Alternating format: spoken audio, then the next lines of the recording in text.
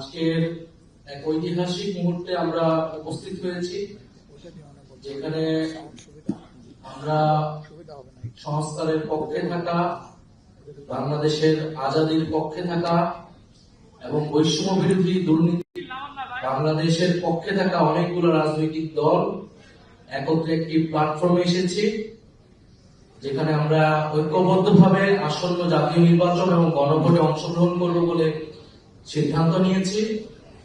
ফলে এটা আমাদের এক ঐতিহাসিক মুহূর্ত, ঐতিহাসিক যাত্রা। এটা যেমন একই সাথে নির্বাচনী সমঝোতা, একই সাথে রাজনৈতিক গুরুত্ব অপরিসীম। কারণ গণ অভ্যুত্থানের পরে আমরা যে আকাঙ্ক্ষাকে ধারণ করে এগিয়ে যেতে চাচ্ছি, আসন্ন নির্বাচনে এই পরীক্ষার মধ্য দিয়ে আমাদেরকে উতরাতে হবে।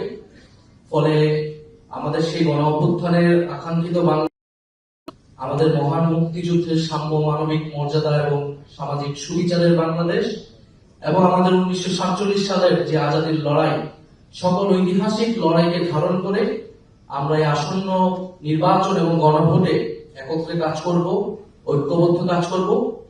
ঘোষণার পর থেকে সেটা আমাদের এই নির্বাচনী সমঝোতা বা 11 দলীয় নির্বাচনী ঐক্য, তাদের প্রার্থী হিসেবে তারা বিবেচিত হবে এবং আমরা সবাইকে সহযোগিতা, জনগণের পক্ষে, ন্যায়ের পক্ষে আমরা এই নির্বাচনকে ফলাফল নিয়ে আসবো এবং বাংলাদেশ সামনের দিকে এগিয়ে যাবে, এটাই আমাদের প্রত্যাশা। আসসালামু আলাইকুম।